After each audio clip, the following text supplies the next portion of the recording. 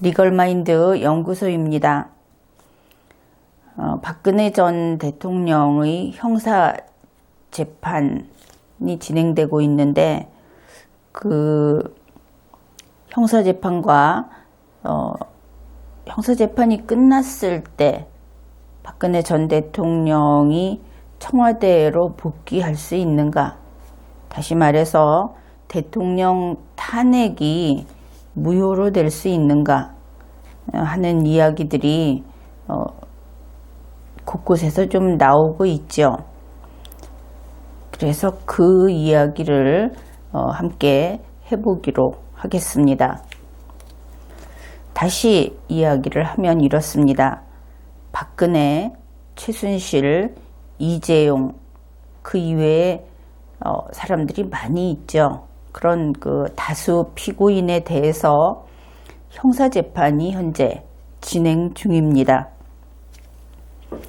이 재판은 특별검사인 박영수 변호사 그리고 검찰이 그 소송 수행을 하고 있습니다.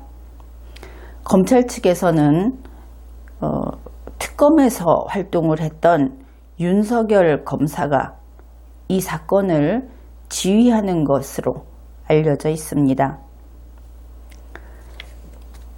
그런데 지난해 그 하반기부터 이 사건을 본격적으로 조사했던 기관은 국회의 국정조사특별위원회 그리고 박영수 특검 또 검찰 이러한 기관들입니다. 우리가 흔히 최순실 국정농단 사건 이렇게 부르고 있는 이번 이 사건, 그 사건의 정확한 명칭은 너무나 길어서 국민 여러분이 제대로 알고 사용하는 사람들이 별로 없습니다. 이 최순실 국정농단 사건으로 알려진 박근혜, 최순실, 이재용 등의 피고 사건, 물론 법원에서는 각 피고인마다 그 공소사실에 따라서 그 범죄 혐의에 따라서 명칭이 붙게 되겠지만 이번 이 사건이 처음 시작이 되었고 알려지게 돼서 국회가 다루고 했던 그 명칭이 엄연히 있죠. 그것을 제대로 알아보기로 합시다. 가장 먼저 우리 국회가 사용했던 그 이름에는 이러한 것이 있습니다. 박근혜 정부의 최순실 등 민간인에 의한 국정농단 의혹 사건. 이것이 이번 사건의 가장 그 중심이 되는 내용입니다. 그래서 이 사건에 대한 국정조사, 이 사건에 대한 특별검사, 이 사건에 대한 특별검사를 임명하기 위한 법률 이런 식으로 이 중심 부분을 놔두고 거기에 덧붙여서 그 이름들이 각각 붙여지게 되는 것이죠. 그래서 정식 명칭은 박근혜 정부의 최순실 등 민간인에 의한 국정농단 의혹 사건 이렇습니다. 이 그 표현의 의미를 살펴보지요. 먼저 이 사건은 박근혜 정부의 사건이라는 것이 분명합니다. 박근혜 정부라고 하면은 박근혜 대통령이 재임하는 정부. 이렇게 되면 그 어느 정부를 가리키는가 하는데 답이 될 수 있죠. 또한 이것은 박근혜 대통령이 재임하던 기간의 정부 이렇게 볼 수도 있습니다. 그러면 언제부터 언제까지의 정부인지를 가리키기도 하는 것이죠. 다음으로 이 사건은 어떤 사건인가 하면은 국정농단 사건입니다. 국정을 망가뜨리고 부패하게 법을 위반해서 마음대로 주무른 사건이다. 이런 뜻이 되겠죠. 그런데 누가 그렇게 했느냐? 박근혜 대통령이 그렇게 하지는 않은 것을 이 명칭에서 알 수 있습니다.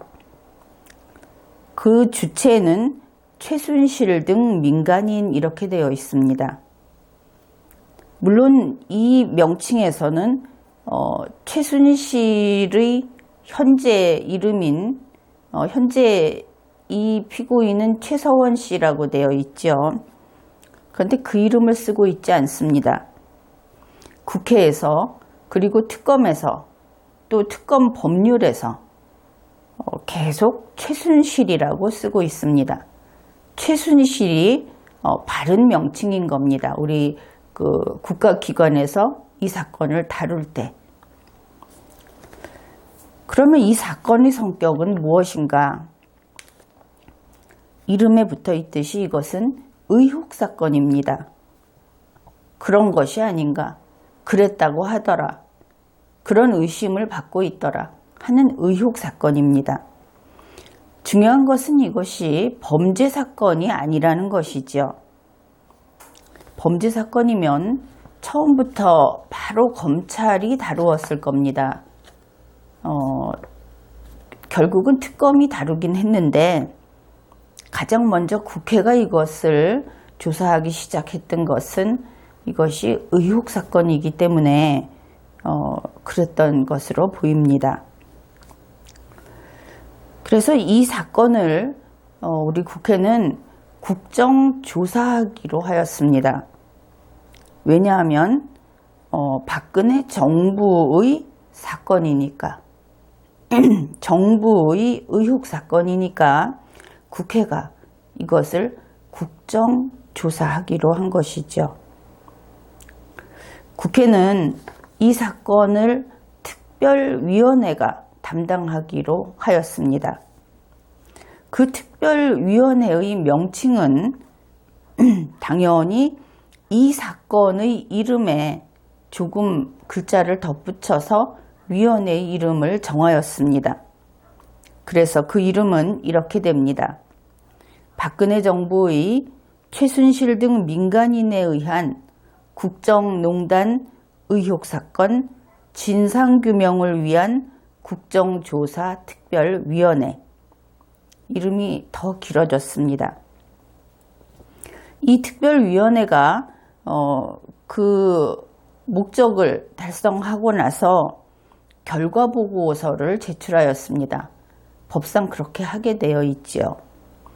국회 국정조사 특별위원회의 결과보고서는 제목이 이렇습니다. 박근혜 정부의 최순실 등 민간인에 의한 국정농단 의혹 사건 진상규명을 위한 국정조사 결과보고서 2017년 1월에 나왔습니다. 자, 이만하면 이번 사건이 그 정식 명칭이 최순실 국정농단이라는 말이 다 들어가고 박근혜 정부라는 말이 다 들어가는 그런 사건이라는 것을 알았을 겁니다. 국회는 법률도 제정하였습니다. 역시 그 앞에 붙었던 그 본체 부분이 들어가겠죠. 그렇습니다. 이 법률의 이름은 이렇습니다. 박근혜 정부의 최순실 등 민간인에 의한 국정농단 의혹 사건 규명을 위한 특별검사의 임명 등에 관한 법률. 국회 특별위원회하고 차이는 국회 특위는 진상규명을 위한 이렇게 하였고 특별검사는 그저 규명을 위한 이렇게 했다는 차이가 있습니다. 그러면 이 법률에 의해서 임명된 특별검사, 그의 이름도 마찬가지로 길지요. 박근혜 정부의 최순실 등 민간인에 의한 국정농단 의혹 사건 규명을 위한 특별검사. 그렇습니다. 법률이 규명을 위한이기 때문에 검사도 그저 규명을 위한 진상규명이 아닌 것이죠. 그리고 2017년 3월 6일 박영수 특검의 최종 보고서가 나왔는데 그 보고서의 명칭은 이렇습니다. 박근혜 정부의 최순실 등 민간인에 의한 국정농단 의혹 사건 수사 결과 최종 보고서. 예, 이만하면은 이번에 그 박근혜 대통령 그리고 최순실 등이 관련된 대한민국이 정말 한번 들썩거린 큰 사건, 그 사건의 명칭은 박근혜 정부의 최순실 등 민간인에 의한 국정농단 의혹 사건이라는 이 문구를 중심으로 뒤에 단어들이 더 붙여져서 그렇게 다루어지고 있다. 이러한 법률도 있다 하는 것을 알았을 것입니다. 이제 박근혜 대통령의 탄핵 심판에 대해서 살펴보겠습니다. 탄핵소추 사유 중에 헌법 위반 사항을 두 가지를 살펴볼 텐데, 먼저 첫 번째 헌법 위반 사항은 이렇습니다. 소위 최순실의 대통령 연설문 작성 의혹이 그것입니다. 2016년 10월 24일 언론은 청와대의 주요 문건이 최순실에게 유출되었고 최순실이 비밀리에 국정 운영에 개입해 왔다고 보도하였습니다. 물론 이것은 헌법재판소의 결정서를 인용한 것입니다. 국회의 대통령 박근혜 탄핵소추의 내용에도 이것을 지적하는 부분이 있습니다. 박근혜 대통령은 공무상 비밀 내용을 담고 있는 각종 정책 그리고 인사 문건을 청와대 직원을 시켜 최순실에게 전달하여 누설하였다. 이것이 탄핵소추 내용에 들어 있습니다. 그런데 이러한 헌법 위반 사항에 대해서 박근혜 대통령이 그러한 사실 자체를 인정하였습니다.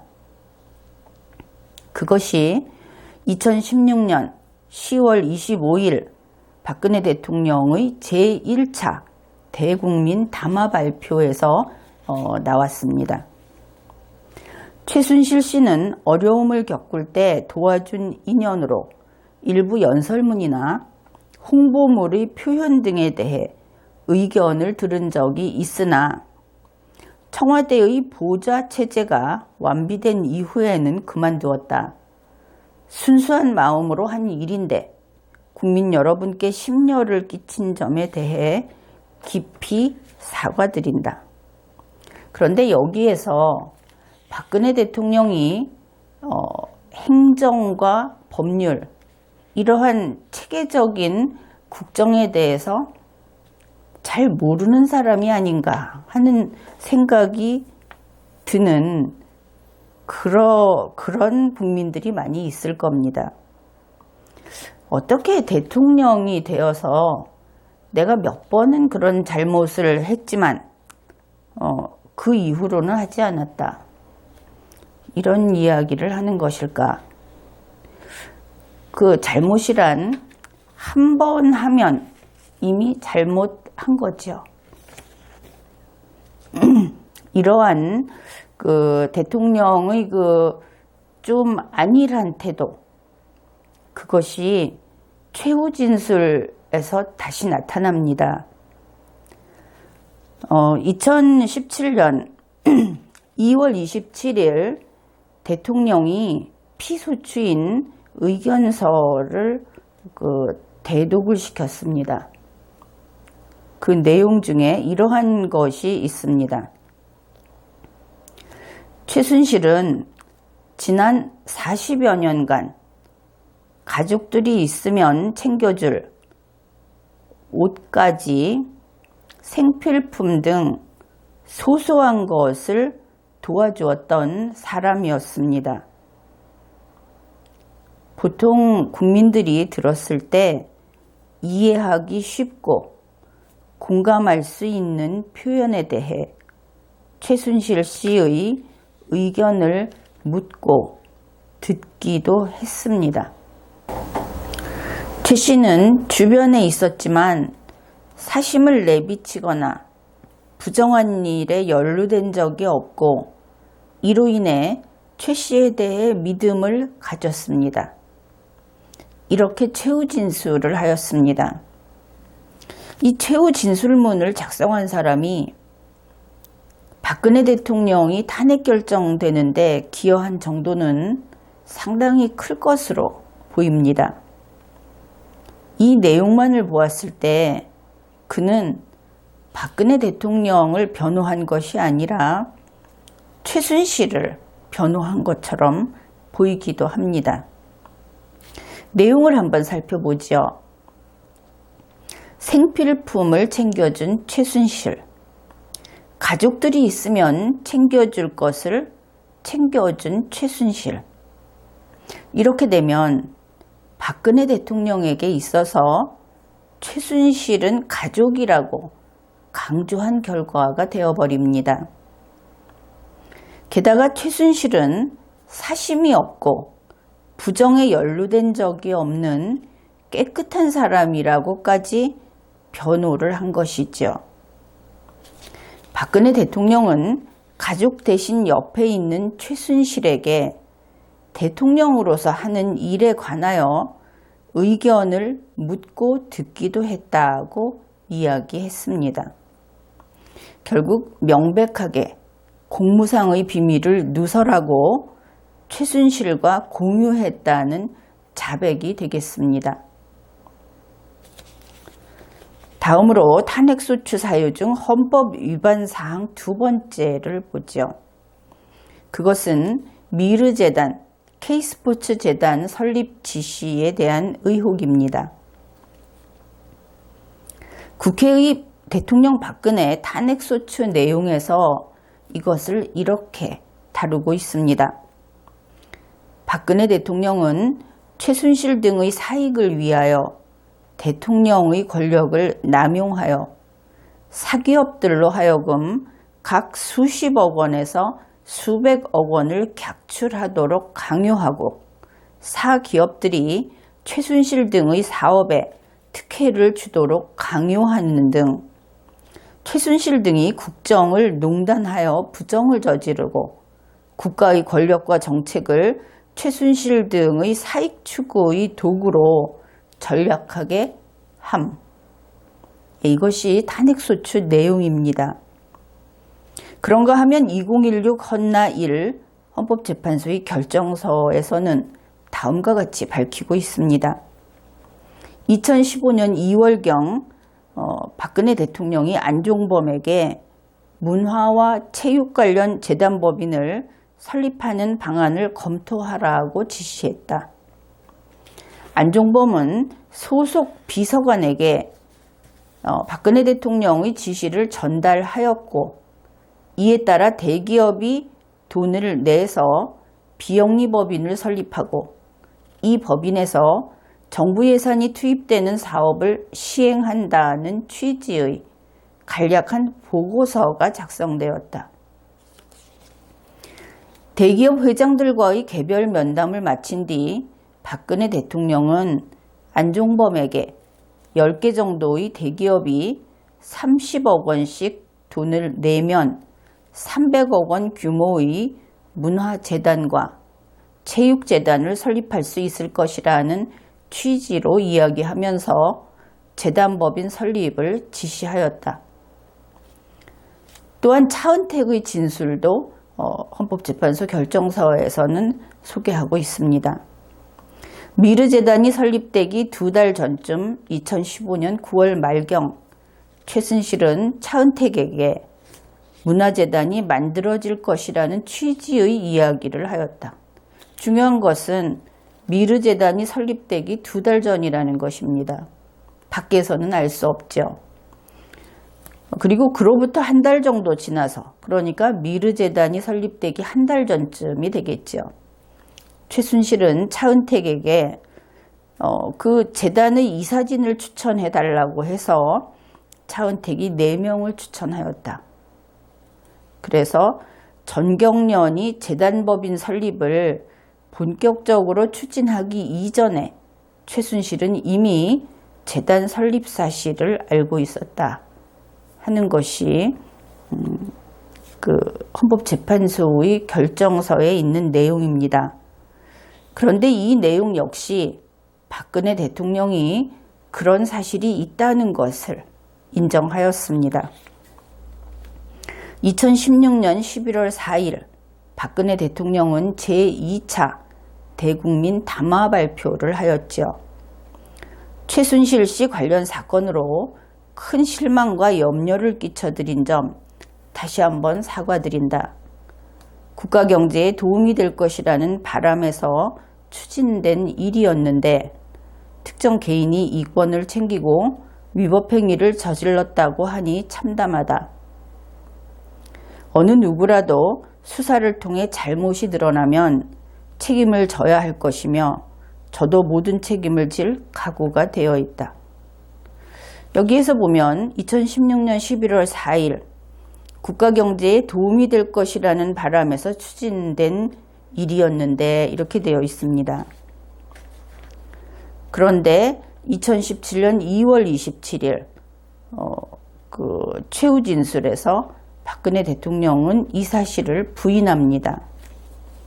미르 K스포츠는 정경련 주도로 재단이 만들어진다는 것을 수석으로부터 보고받았을 때 저는 고마움을 느꼈고 정부가 도와줄 수 있는 게 있으면 적극적으로 도와주라고 지시했습니다. 그런데 그 선의가 제가 믿었던 사람으로 인해 왜곡되고 검찰과 특검에 소환되어 장시간 기업 관계자들이 조사를 받고 글로벌 기업의 부회장이 공여자로 구속까지 되는 걸 보면서 너무나 가슴이 아팠습니다. 우리나라 기업들을 도와주지는 못할 망정 비난과 질시의 대상으로 추락하게 하고 기업들이 이익을 사회에 환원하고 보은한다는 차원에서 한 것을 뇌물을 제공한 것으로 오해받게 한 것은 너무나 안타깝습니다. 이 내용에서 박근혜 대통령은 기업들이 이익을 사회에 환원하고 보은한다는 차원에서 이러한 재단을 만들려고 했고 그 선의 착한 마음을 자기는 그걸 도와주고 싶어서 도울 수 있는 것이 있으면 도와라 이렇게 이야기를 했다고 최후 진술에서 밝혔습니다. 그러나 이 내용은 국회 청문회 과정에서 정경련 부회장이 나왔을 때 그런 이야기를 하였죠. 기업으로서는 대통령이 어디에 돈을 기부해라 하면 할 수밖에 없다. 박근혜 대통령의 기업들이 이익을 사회에 환원하고 은혜를 갚기 위해서 자발적으로 했다는 이야기와는 전혀 맞지가 않고 내용이 다르죠. 그리고 이것은 이미 2월 27일 이전에 이미 다 전 국민에게 공개적으로 방송이 됐던 그런 사항입니다. 그런데 굳이 부정을 한 것이죠. 이 최후 진술 부분은 특히 치명적이었다고 평가를 할 수 있습니다. 이 상황에서 재단 설립 지시를 부인하는 것은 의미가 없습니다. 그보다 그 저변에 있는 연결고리, 그러니까 범죄가 관련돼 있다. 그러면 그것과는 적어도 아무 관련성이 없다 하는 것을 밝히는 것이 현명한 변호 전략이었겠죠. 그런데 이 최후 진술에서 명백한 거짓말을 한 것이 만일 변호인단의 조언에 따른 것이라면 이것은 대실패였다고 하겠습니다. 그리고 그러한 변호인단, 이 최후 진술을 끝까지 그냥 내버려둔 그러한 변호인단은 아마도 헌법재판의 그 본질을, 그리고 그것이 어떻게 진행되는지 그 실상도 몰랐던 그런 서툰 사람들이 아니었을까 하는 생각을 해봅니다. 특히 최순실의 국정 관여와 범죄 행위에 청와대 조직과 정부 조직이 관련되었다 하는 부분, 그것이 지금 결국은 대통령 형사재판으로까지 이어지게 된 것이죠. 그런데 이것은 형사재판 이전에는 권한 남용의 문제가 있고, 실제적으로 법 위반까지 구체적으로 안 가더라도 정치적으로 비판을 받을 여지가 있는 것이죠. 또 그 상황이면 헌법 위반으로서 탄핵 결정을 받기에는 넉넉한, 충분한 그러한 것이 됩니다. 그래서 헌법재판소는 이것을 사인의, 그러니까 최순실이 되겠죠. 사인의 국정개입 허용과 대통령의 권한남용 여부로 해서 판단을 별도로 하였습니다. 최순실의 국정개입이라는 것이 결과적으로 대통령의 청와대 조직, 그리고 집행정부의 정부 조직하고 이 공무원이 아닌 사람이 같이 어떤 활동을 했다, 이런 것이죠. 물론 최순실과 안종범이 한 일들, 또 김종 차관이 같이 했던 일들, 이것을 박근혜 대통령은 몰랐을 수도 있습니다. 그런데 문제는 헌법재판소가 적시를 했듯이 최순실과 안종범이 박근혜 대통령은 알고 있었다는 진술을 했다는 것이죠. 이렇게 이야기하면 오해의 소지가 있겠군요. 이 두 사람이 대통령이 지시한 일을 합니다. 대통령이 하는 일에 같이 활동을 하는데 그 두 사람이 서로 몰랐다면 결국은 대통령이 각각 지시를 했다고 볼 수밖에 없죠. 이렇게 되기 때문에 이들의 진술이 결과적으로 대통령이 이러한 일을 하라고 했다고 한 결론에 이르게 되는 것입니다. 이제 헌법재판소의 결정서를 소개하겠습니다. 2016 헌나 1 결정서입니다. 최순실과 안종범은 서로 모르는 사이였다고 주장하고 있고, 이 두 사람이 서로 연락한 흔적은 전혀 발견되지 않는다. 그럼 두 사람은 서로 연락을 하지 않았는데 두 사람은 같은 일을 알고 있고 같은 일을 했던 것이죠. 그런데도 최순실이 박근혜 대통령의 지시로 문화 관련 재단법인이 설립될 것이라는 사실, 이것은 누가 알고 있었냐면 안종범이 알고 있었죠. 이 사실을 미리 알 수 있었던 것을 보면, 그러니까 안종범이 알고 있던 사실을 2달 전에 최순실이 미리 알고 있었던 것을 보면 이런 뜻입니다. 그러면 박근혜 대통령이 그런 계획을 미리 최순실에게 알려주었을 가능성이 매우 높다. 이것이 헌법재판소의 기술 내용입니다. 결국 박근혜 대통령이 대통령의 권한을 남용하여 최순실의 국정 개입을 허용하였다. 이렇게 해석이 되는 부분이죠. 지금까지 2가지 헌법 위반 사실을 보았습니다.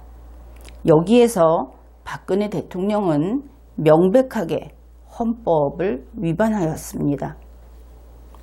이 경우 피청구인인 박근혜 대통령을 파면할 것인지 여부를 판단할 권한은 전적으로 헌법재판소에 있습니다. 이렇게 보면 되겠죠. 헌법재판소가 헌법과 법률을 위반하면 국민은 누구라도 그것을 비판하고 책임을 물을 수 있습니다. 헌법재판소가 헌법과 법률의 해석을 그르치면 법 전문가는 그리고 그것을 알 수 있는 국민은 누구라도 그 행위를 비판하고 책임을 물을 수 있습니다. 그렇지만 헌법재판소가 헌법과 법률을 위반한 박근혜 대통령을 파면할 것인지 아니면 파면하지 않을 것인지를 판단하는 경우에는 다른 그 누구도 거기에 관여할 수 없습니다. 그것은 헌법재판소 재판관만 할 수 있는 일이고, 왜냐하면 그것은 바로 헌법이 헌법재판소에 부여한 권한이기 때문입니다. 헌법재판소는 이렇게 판단을 하였습니다. 피청구인 박근혜 대통령은 헌법과 법률을 위반하였다. 헌법과 법률을 위반한 박근혜 대통령은 자신이 헌법과 법률을 위반한 그 행위에 대해서 국민의 신뢰를 회복하고자 하는 노력을 하지 않았다. 그리고 그는 국민을 상대로 진실성이 없는 사과를 하고 국민에게 약속을 해놓고 약속을 지키지 않았다. 결국 박근혜 대통령은 국민을 만만히 보고 그리고 다른 사람에게 대신 읽게 만든 최후 변론에서까지 거짓말을 계속한 것이다. 이렇게 되는 것이죠. 이 최후 변론이 이렇게 터무니없는 거짓말을 하고 그리고 그렇게 함으로써 오히려 자신을 더 해치고 더 어려운 국면에 빠뜨리는 거짓말을 했던 것은 어쩌면 그 최후 변론을 이렇게 하십시오 하고 조언을 한 변호인단이 기여한 일일 수도 있습니다. 변호인이 법적인 조언을 하니까 말입니다. 어쨌든 헌법재판소는 그래서 이렇게 이야기를 합니다. 박근혜 대통령은 지금까지의 이러한 언행을 보면 헌법 수호 의지가 없다. 그래서 결론은 피청구인을 대통령직에서 파면한다. 이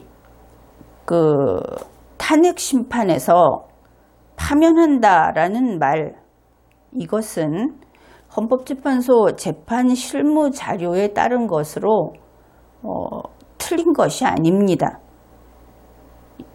이것이 틀리지 않았다는 것은 리걸마인드 연구소의 다른 강의 방송을 참조하면 될 것입니다. 이번 박근혜 대통령 탄핵 심판의 특징을 한번 짚어보죠. 첫째, 헌법재판소는 헌법 위반을 주로 판단하였습니다. 한간에서 알려진 것처럼 형사재판이 진행되고 있으니까 그 결과가 나오는 것을 봐서 하자. 아니면 형사재판에서 박근혜 대통령은 무죄이니까 탄핵 심판에서도 그 탄핵 결정을 하면 안 된다. 이런 이야기들이 있었죠. 그런데 그것은 탄핵 심판 제도를 제대로 이해하지 못해서 나온 이야기입니다. 헌법재판소는 그 직무를 집행하면서 대통령이 헌법이나 법률을 위배했는지를 판단하겠다고 하였습니다. 직무를 집행하면서 헌법과 법률을 위배한 것과 형사범죄를 저지른 것은 큰 카테고리에서는 겹쳐집니다. 그러나 그 판단하는 대상과 그 판단하는 그 요건이 다른 것이죠. 두 번째, 헌법재판소는 박근혜 대통령이 헌법과 법률을 위반하였다고 인정을 한 뒤에 또다시 그러면 이 위반이 정말 중대한 것인가? 대통령이 헌법과 법률을 이런 경우에 위반했다고 하여 그것이 탄핵을 해야 할 만큼 큰 잘못인가 하는 것을 다시 판단을 했습니다. 그 내용이 2016 헌나일 결정서 안에 있습니다. 이 사건에서는 피청구인이 그 직무를 집행하면서 헌법이나 법률을 위배하였는지에 대하여 그 법 위배 행위가 인정될 경우 그 위배 행위가 피청구인의 파면을 정당화할 수 있을 정도로 중대한지 여부에 대해서 판단한다. 이렇게 밝히고 있는 것입니다. 세 번째 특징은 헌법재판소는 사법정보의 영역인 형사재판 부분을 판단하지 않았습니다. 그렇지만 박근혜 대통령 측 변호인단은 줄곧 형사재판에 관련된 변호를 했지요. 이 부분은 청구인 측도 다르지 않았습니다. 그들도 헌법재판에 어둡다 하는 것을 알 수 있는 부분입니다. 박근혜 대통령 측 변호인단은 미국식 변호쇼를 했습니다. 법정에서 큰 소리를 치고 재판관을 을러대고 이상한 퍼포먼스를 하고 혹은 재판관을 무시하는 듯이 졸고 있고 큰 소리 치는 것은 물론이고 그 재판관을 모욕하고 공격을 했습니다. 이 판단은 당신들이 하는 것이 아니다. 유명한 그 학자들의 이론서를 읽어봐라. 다른 나라에서는 이렇게 한다. 이런 이야기들을 여러분도 법정의 중계를 보았다면 직접 확인할 수 있었을 겁니다. 그런데 박근혜 대통령의 팬들은 모르겠습니다. 그것도 좋다 할지 모르죠. 그러나 박근혜 대통령의 팬은 아니지만 그렇다고 하여 박근혜 대통령을 증오하는 그 일부 사람들이 있지요.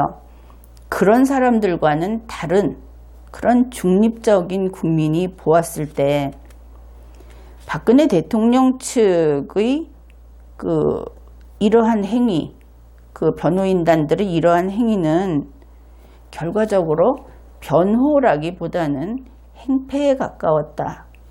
이렇게 평가를 하게 됩니다. 그들의 유일한 재주는 시간 끌기였습니다. 그 소소한 그런 재판에서 혹은 좀 잡다한 사건이라고 하는 경우 있지 않습니까? 그 서민들이 자주 다투고 자주 연루되고 하는 그런 재판에서 볼 수 있는 시간 끌기 방법. 이것을 대통령 탄핵 심판에서도 사용했던 것이죠. 그런데 그 변호인단을 박근혜 대통령은 지금 진행되고 있는 형사재판에서도 그 구성을 크게 바꾸지는 않은 것 같습니다. 그리고 형사재판에서도 비슷한 행태가 계속되고 있다는 것을 우리가 알고 있죠. 그런 면에서 박근혜 대통령은 탄핵 심판에서 결과적으로 패배했죠. 그런데 형사재판에서 과연 공소제기된 혐의를 벗을 수 있을 것인지, 그렇게 해서 무죄 판결을 받을 수 있을지 전문가들은 크게 기대하지 않고 있습니다. 탄핵 심판은 소위 박근혜 정부의 박근혜 대통령에게 그 책임을 묻는 절차라고 할 수 있습니다. 책임을 묻기는 묻되 정치적 책임이 아니라 법적 책임을 묻는다 하는 것을 헌법재판소 2016 헌나 1 결정에서 밝혔죠. 제18대 대통령 박근혜는 탄핵심판 2016 헌나 1 결정으로 파면되었습니다. 이번에는 박근혜 대통령, 그러니까 박근혜 전 대통령의 형사재판에 대해서 이야기하겠습니다. 먼저 박근혜 전 대통령의 법적 지위를 살펴보죠. 현재 이 형사재판의 피고인으로 있는 박근혜 씨, 자연인 박근혜 씨는 공무원이 아닙니다. 여러분 일반 국민하고 똑같은, 공무원이 아닌 여러분들하고 똑같은 그저 자연인인 것이죠. 그래서 이제 아무도 박근혜 씨에게 국정에 대한 의무를 이행하라고 요구하지 않습니다.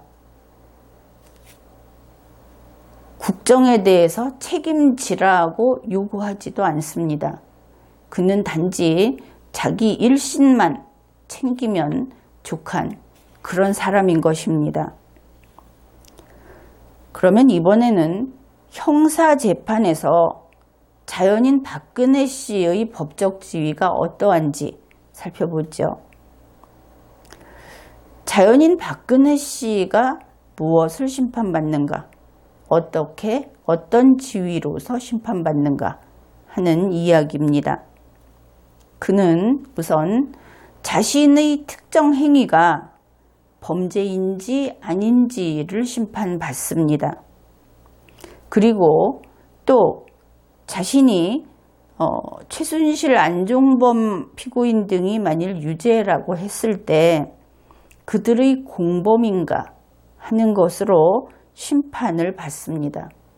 그래서 이 경우에 피고인은 대통령 박근혜 씨가 아니라 피고인 박근혜 씨인 것이죠.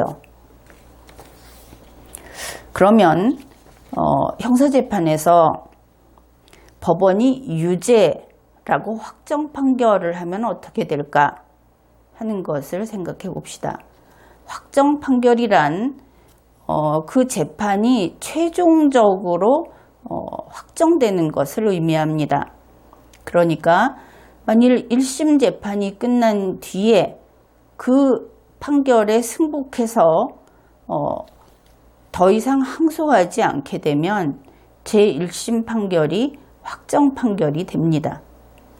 그렇지 않고 또 다음 재판을 청구하고 다음 재판을 청구하면 마지막으로 그 판결이 확정됐을 때를 확정 판결이라고 합니다. 그래서 그 확정 판결에서 유죄 판결을 받게 되면 자연인 박근혜 씨는 법원이 선고한 형벌의 집행을 받게 됩니다. 가령 징역 몇 년, 그러면 교도소에 수감되어서 징역의 형 집행을 받아야 하는 것이죠. 그런데 만일 박근혜 씨가 무죄라는 확정 판결을 받게 되면 어떻게 될까요? 그러면 자연인 박근혜 씨는 자신의 집으로 갑니다. 자, 이제 탄핵심판과 형사재판이 어떻게 다른지 한번 살펴봅시다. 탄핵심판은 쉬운 말로 해서 대통령 자격이 없다고 판단해서 대통령직으로부터 파면하는 그러한 심판입니다. 형사재판은 이번과 같이 뇌물죄로 기소가 되었다. 그러면 뇌물을 받지 않았다고 하면 무죄 판결을 받는, 뇌물을 받지 않았다는 것이 인정되는 그러한 재판입니다. 따라서 형사재판에서 뇌물을 받지 않았다고 무죄 판결을 받으면 자연인 박근혜 씨는 뇌물을 받지 않은 사람으로 됩니다. 그렇지만 뇌물을 받지 않았다고 하여 대통령 자격이 없다고 심판받은 사람이 대통령 자격이 있다고 그 자격이 생기는 것은 아닙니다. 이렇게 되면 분명하죠. 박근혜 전 대통령의 형사재판 결과 무죄 확정이 되면은 앞에서 본 것과 같은 그러한 결론에 이르러야 하는데 거기에 대해서 색다른 기대를 하는 사람들도 있어서 그 효과를 제대로 알기 그러한 것을 한번 해봅시다. 형사재판에서 무죄가 확정이 되더라도 대통령 탄핵 결정 2016 헌나 1이 무효로 되지는 않습니다. 이것을 분명히 알아두어야 하겠습니다. 형사재판에서 무죄가 확정이 되더라도 제18대 대통령에서 파면된 자연인 박근혜 씨가 다시 대통령으로 되는 일은 없습니다.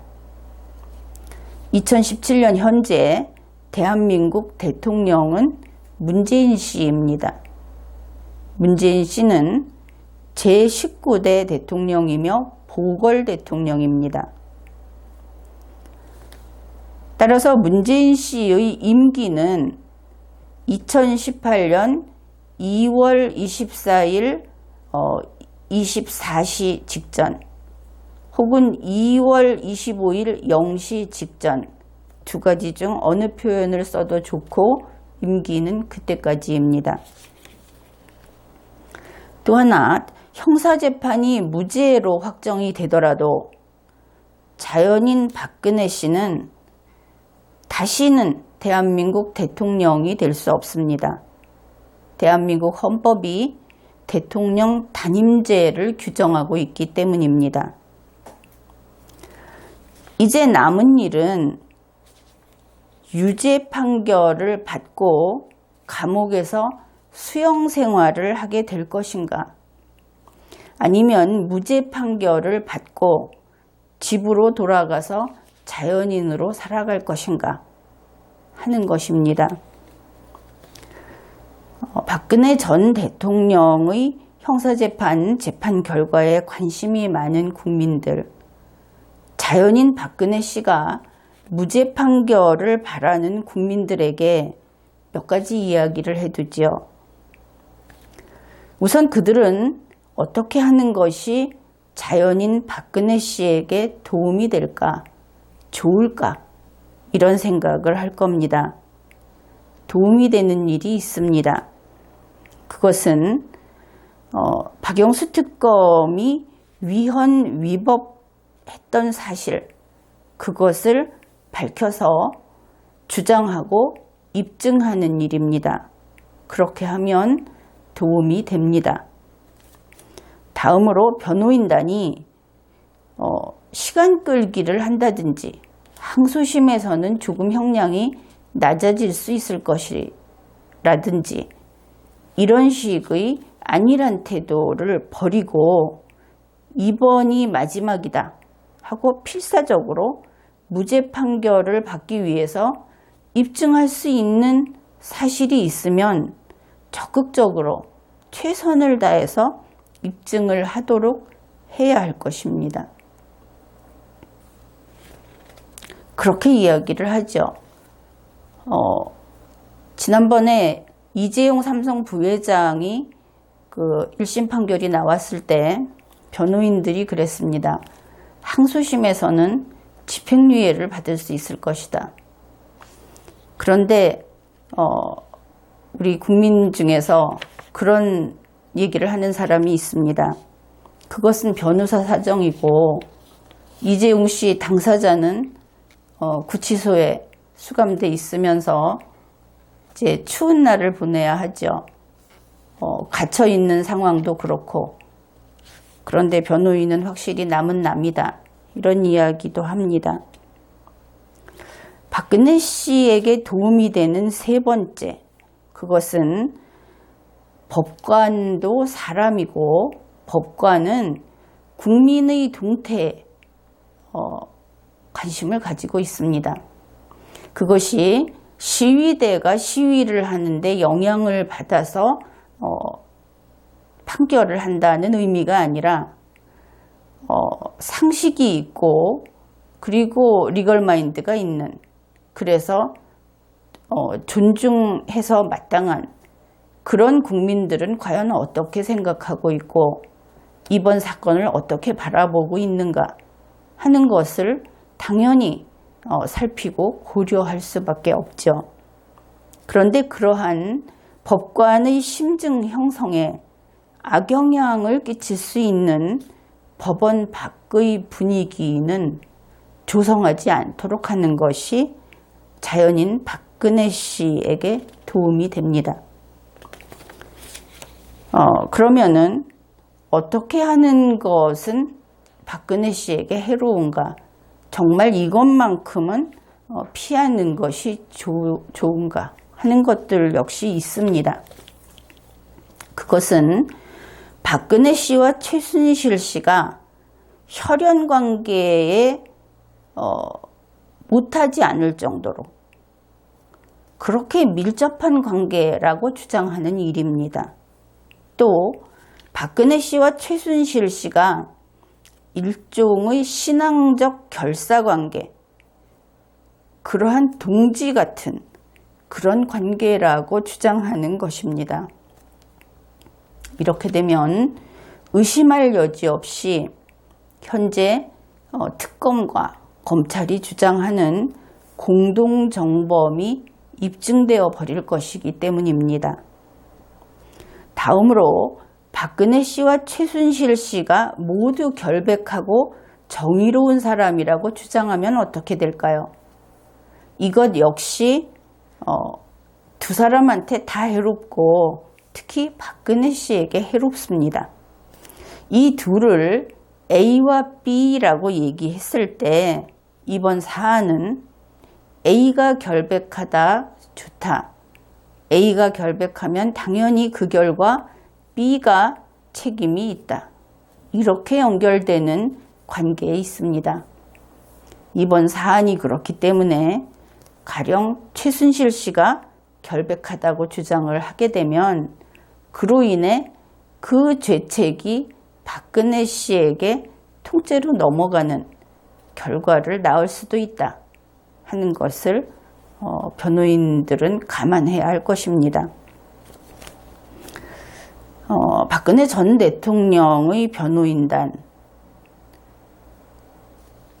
그렇게 높이 평가받지 못하고 있죠. 그들도 노력은 했을 겁니다. 나쁜 결과를 바랄 사람이 어디 있겠습니까? 그러나 결과를 봅시다.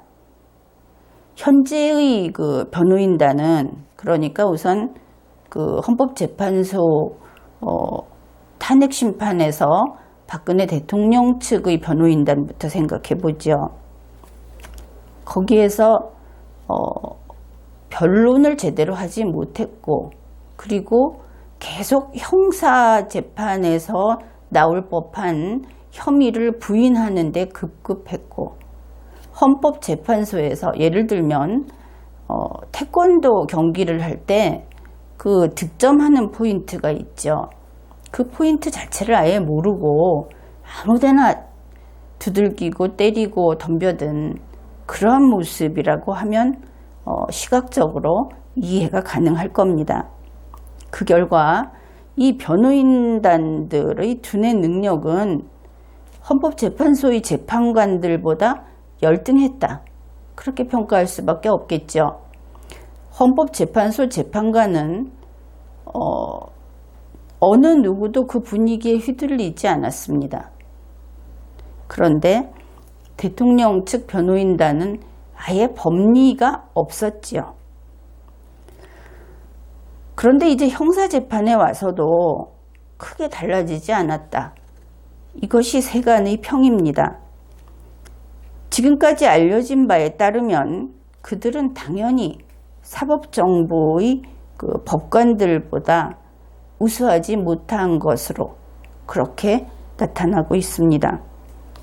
그러면 우수하지 못한 자가 우수한 자를 상대로 술수를 쓰게 되면 이길 수 있겠습니까? 우수하지 못하면 쓰는 술수도 열등할 수밖에 없겠죠. 그래서 이렇게 생각을 해봅니다. 그 변호인단의 변호사들은 법 전문가는 아니지만 적어도 소송 전문가인 것은 사실입니다. 그런 부분에 능력이 있을 겁니다. 그래서 이제부터라도 원칙에 따라 정도를 걷는 변호인이 되기를 기대해 봅니다. 그렇게 했을 때 최선의 결과를 거둘 것이기 때문입니다. 변호인들에게 행운을 빕니다. 이번 회에는 여기까지 하겠습니다.